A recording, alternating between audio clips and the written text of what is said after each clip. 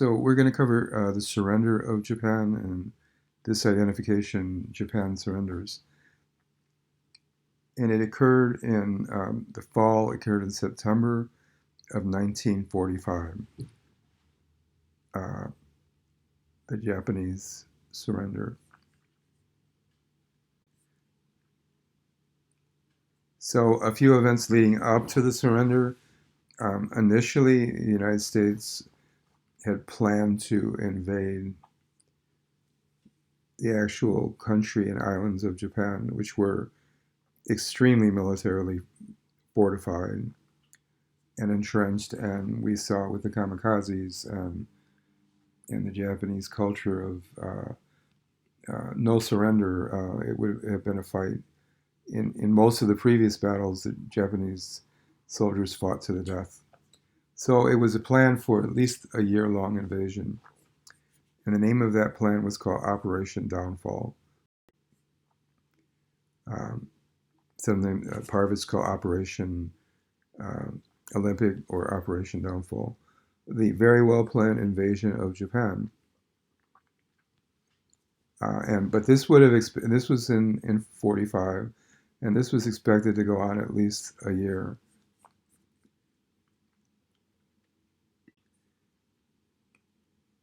So Operation Downfall, the U.S. planned to invade Japan with a gigantic invasion of 650,000 American troops, and casualties were expected to be as high as 1 to 2 million.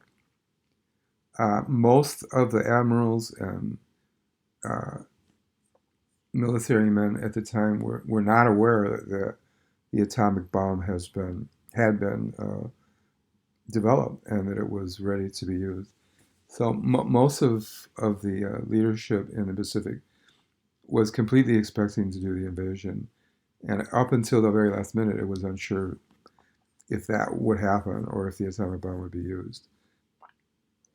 And this was up to Truman to decide. Like I said, Truman had to decide who was the brand new president because Roosevelt had died a few months before of a stroke and exhaustion. So Truman had quickly become president, and now he was thrust into deciding whether or not to invade Japan or use the new atomic bomb. So Truman decided, like it shows here in the newspaper, Truman decided to use the atomic bomb and not invade. Um, and that's, we don't know what Roosevelt would have done, but President Truman, who had been his vice president, now was put in this position.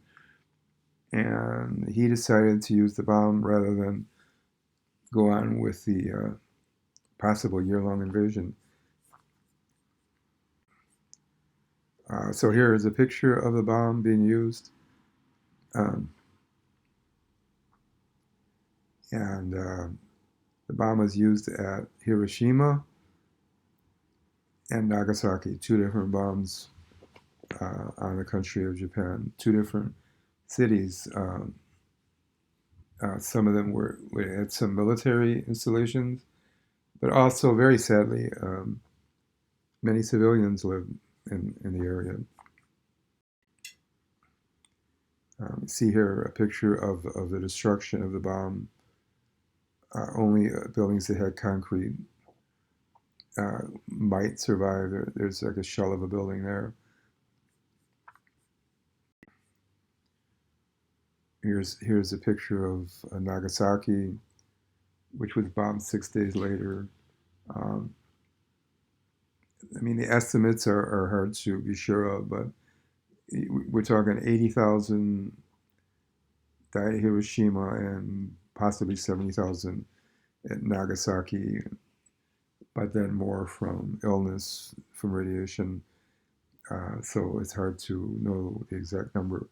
So it was a tragedy for the civilians, a large tragedy for the civilians who died uh, at these bombings. Um, the bombs did bring about the end of the war very quickly. Japan decided not to fight on, and Japan itself had really expected to fight for at least a year, and Japan was hoping that the U.S. might back down and not invade because the U.S. might not be willing to fight for a year or two on Japanese soil. But after the atomic bomb was used, the Japanese military realized it was impossible to fight on, and little did they know that there were no atomic bombs left to be used. But they surrendered, and the war ended. Like this newspaper, uh, the Chicago Daily News, by the way, states the war ends. And so this would bring about celebrations because World War II had now been going on for over 5 years. And celebrations, this completely ended the war, and celebrations began throughout the world. China celebrated more than anyone because they were the ones who suffered the most in the part of the war with Japan. And there were celebrations in Shanghai, massive celebrations, but still a lot of sick and wounded people in China. China was in a very bad situation after the war. It was very decimated, but they were still happy that the war ended. In the United States, which we did not have actual fighting here in this country, so even though the whole country was involved with the war, there was not uh, death in this country from the war. Our soldiers went there, and about 500,000 soldiers died during World War II, American soldiers. So that was a great loss. But in the United States, the country itself was not devastated. In fact, it was stronger than ever. Here's a picture of Americans celebrating that the war was over. There's a picture of a small picture in China of a small little celebration here with American troops. These scenes were frequent across the country in China. Um, here's celebration, a picture of celebrating in China at the end of the war. There's a picture of the official um, surrender of Japan, the emperor surrendering. The emperor was just a figurehead. He wasn't, but the people of Japan still looked up to the emperor. Uh, but it was really the Japanese military that ran the country. But now the military was gone and destroyed, and American troops took over and uh, came in unopposed then and occupied Japan and spent years helping to rebuild the country and create a long alliance with Japan after that. There's the official. You see here the official signing of American military leaders. General MacArthur, Admiral Halsey, and Admiral Nimitz signed the document in the surrender of Japan.